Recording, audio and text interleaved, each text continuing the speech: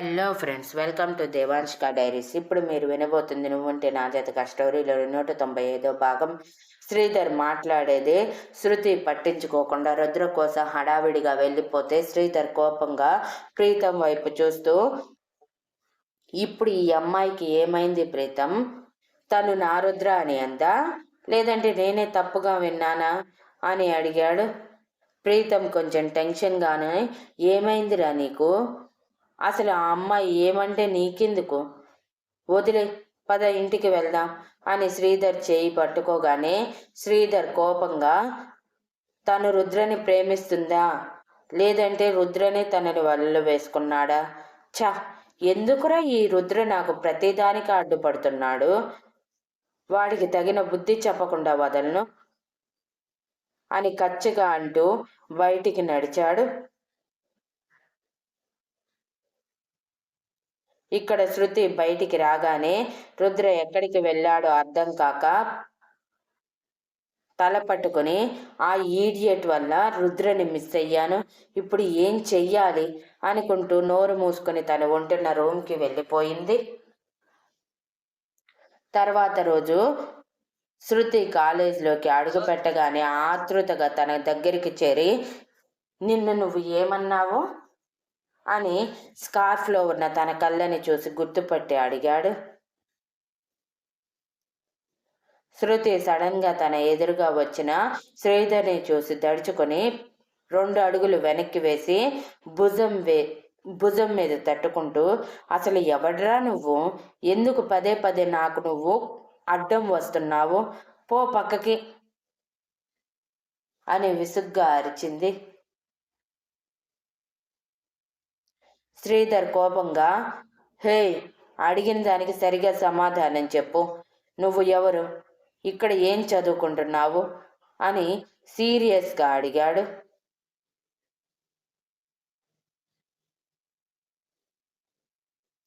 నేనెందుకు నీకు చెప్పాలి? చెప్పను పోరా అని శృతి రెక్లెస్గా అక్కడి నుంచి ఒక అడుగు ముందుకు వేయగానే శ్రీధర్ కోపంగా శృతి చేతిని పట్టుకొని వెనక్కి లాగి, నోరు మూసుకొని ఇక్కడ నేను అడిగిన దానికి సమాధానం చెప్పు. ఏం చదువుకుంటున్నావు నువ్వు అని అడిగాడు. శృతి చెప్పకుండా చేయి వదిలించుకోవటానికి గింజుకుంటూ ఉంటే శ్రీధర్ కోపంగా శృతి చేతి మీద పట్టు పెంచుతూ ఉన్నాడు.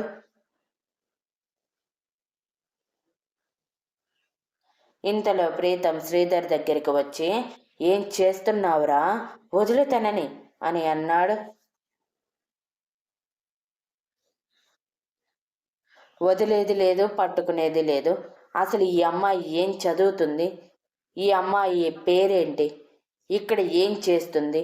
అన్నీ అన్నీ నాకు తెలియాలి ప్రీతం. నువ్వు నోరు మూసుకుని పక్కకు వెళ్ళు అని శృతి వైపు కల్లెర్ర చేసి చూడగానే శృతి భయంగా తను చదువుతున్న డీటెయిల్స్ మాత్రమే చెప్పింది. శ్రీధర్ వెంటనే శృతి చేతిని వదిలేసి, అంటే నువ్వు నాకు జూనియర్వి, సో సీనియర్ని రేయ్, ఓరేయ్ అని పిలవటం ఎక్కడి నుంచి నేర్చుకున్నావు? మైండ్ యువర్ వర్డ్స్, లేదంటే నీ సీనియర్గా నేను ర్యాగింగ్ చెయ్యాల్సి వస్తుంది నిన్ను. సో బెటర్ నేను చెప్పింది నోరు మూసుకొని నువ్వు చేయటం. నిన్న నువ్వు నా రుద్ర అని ఎందుకు అన్నావు అని అడిగాడు. శృతికి అదంతా అసహనంగా ఉన్న దేశం కాని దేశంలో ఎదురు తిరిగితే తన పరిస్థితి ఏమవుతుందో తెలియని చిన్న భయంతో, it's my personal sir, so మీకు చెప్పాల్సిన అవసరం లేదు అని అంది. ఆ మాటకి శ్రీధర్ కోపంగా శృతి 2 బుగ్గలు గట్టిగా పట్టుకొని, అడిగిన దానికి మాత్రమే సమాధానం చెప్పు. నాకు ఎదురు తిరిగి మాట్లాడాలని ట్రై చేయకు. ఈ కాలేజ్ మొత్తం నాకు కొట్టిన పిండి. సో బెటర్ నా నుంచి నువ్వు తప్పించుకోలేవు కాబట్టి నేను అడిగిన డీటెయిల్స్ ఇస్తూ ఉండు అని అన్నాడు.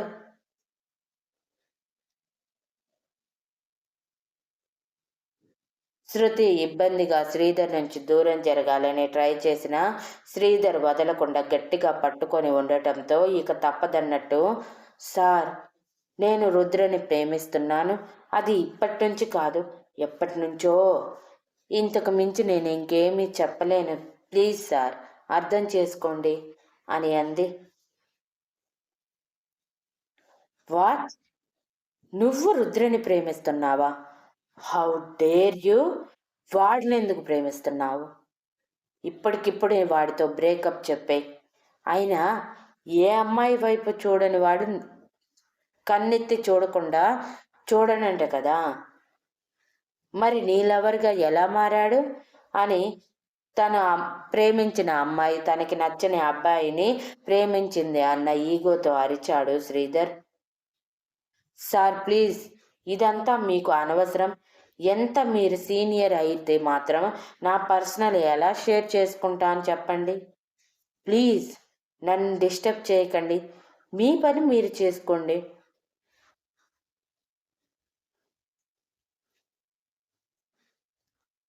మీ కళ్ళల్లో నా మీద ఇష్టం కనిపిస్తుంది. బెటర్ అది ఇప్పుడే తుంచేసుకోవటం. మిమ్మల్ని చూస్తుంటే మంచివారిలానే కనిపిస్తున్నారు. అలానే ఉంటారని ఆశిస్తున్నాను అని శ్రీధర్ నుంచి దూరం జరిగి అక్కడ నిలబడకుండా తన క్లాస్కి వెళ్ళిపోయింది, రుద్రని కూడా మిస్ చేసి. శృతి ఎప్పుడైతే క్లాస్లో అడుగు పెట్టిందో అప్పుడే యూనివర్సిటీలోకి అడుగు పెట్టాడు రుద్ర వేణుతో మాట్లాడుతూ. రుద్రని చూడటమే శ్రీధర్ ఆవేశంగా తన దగ్గరికి వెళ్తూ మనసులో, నా ఫస్ట్ ర్యాంక్ని లాగేసుకుని మొదటిసారి నేను ఇష్టపడిన అమ్మాయిని కూడా లాగేసుకోవాలని చూస్తున్నాడు. వీడిని ఊరికి వదిలిపెట్టను అనుకుంటూ రుద్ర ఎదురుగా నిలబడ్డాడు. శ్రీధర్ వెనకే శ్రీధర్ ఆవేశం చూసి కంగారుగా ప్రీతం కూడా వచ్చి శ్రీధర్ భుజం మీద చేయి వేశాడు.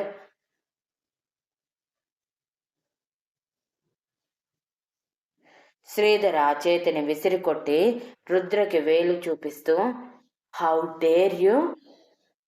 నన్ను తక్కువ చేయాలని ట్రై చేస్తున్నావు కదా. అసలు ఎవడ్రా నువ్వు?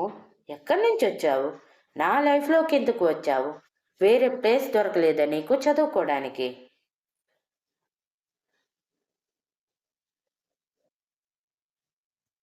నన్ను చదువులోనూ ఓడిస్తూ లైఫ్లోనూ ఓడించాలని ట్రై చేస్తున్నావా? నీకు అవకాశం ఇవ్వను. నోరు మూసుకుని ఎక్కడి నుంచి వచ్చావో అక్కడికి వెళ్ళిపో.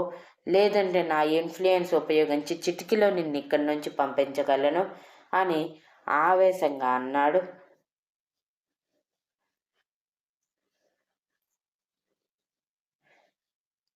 రుద్ర శ్రీధర్ చెప్పే మాటల్ని అస్సలు పట్టించుకోకుండా కేర్లెస్గా తన వైపు చూస్తూ, బెస్ట్ ఆఫ్ లక్ అని చెప్పి వేణు చేతిని పట్టుకుని అక్కడి నుంచి వెళ్ళిపోతే శ్రీధర్ పళ్ళు నూరుతూ వెంటనే ఫోన్ తీసి తన తండ్రికి కాల్ చేసేలోపు ప్రీతం ఆ ఫోన్ లాక్కొని, పిచ్చి పట్టిందారా నీకు?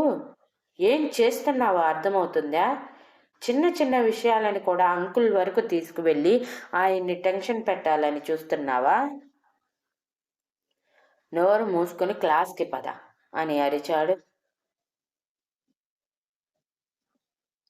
నో, వాడు శృతిని దక్కించుకోవటానికి వీల్లేదు. నా నుంచి లాగేసుకోవటానికి ట్రై చేస్తున్నాడు, కానీ ఆ ఛాన్స్ వాడికి ఇవ్వను అని ఆవేశంగా అన్నాడు. శ్రీధర్, నోర్ మొయ్. నువ్వు అనుకునేంత సీన్ లేదు అక్కడ. ఒకవేళ శృతి రుద్రని ప్రేమించి ఉన్నా రుద్ర మాత్రం తప్పకుండా శృతిని ప్రేమించి ఉండడు.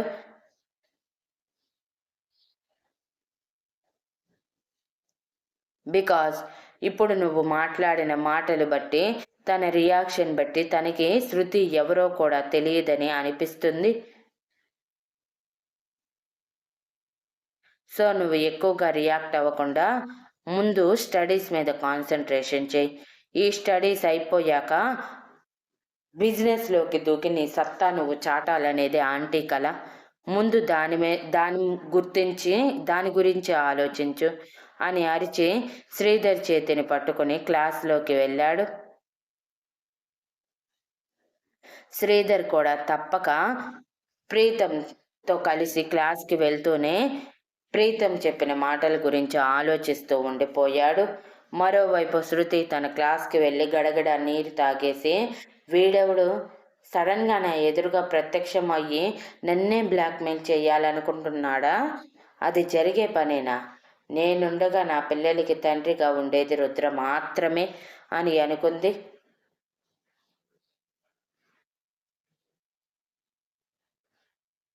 అలా మరోసారి శ్రీధర్ సీనియర్ అన్న హక్కుతో పొగరుగానే శృతికి ఐ లవ్ యూ చెప్తే, శృతి చేదరింపుగా శ్రీధర్ వైపు చూస్తూ, ఒకసారి చెప్తే అర్థం చేసుకోవాలి సార్, మీరంటే నాకు అస్సలు ఇష్టం లేదు, చెప్పాలంటే ఇంకా కోపం కూడా ఉంది.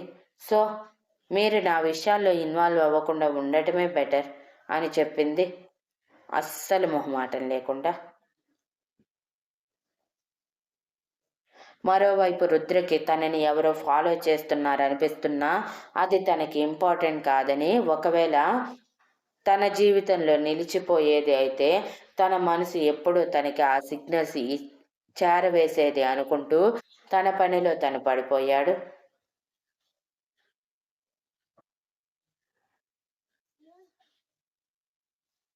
కానీ ఎందుకు అనుమానం వచ్చి వేణు ఒకసారి అంటే వేణు ఆ మాటలు కొట్టి పారేశాడు.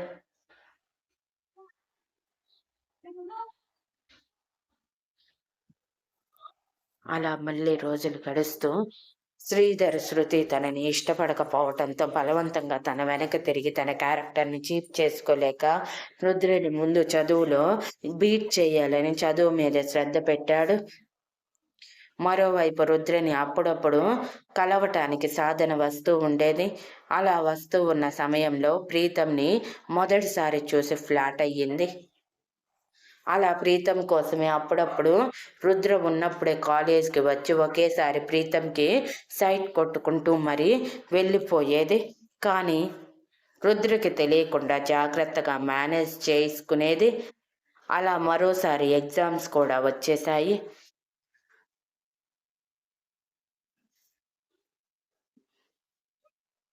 Thank you for listening, and please like, share, comment and subscribe.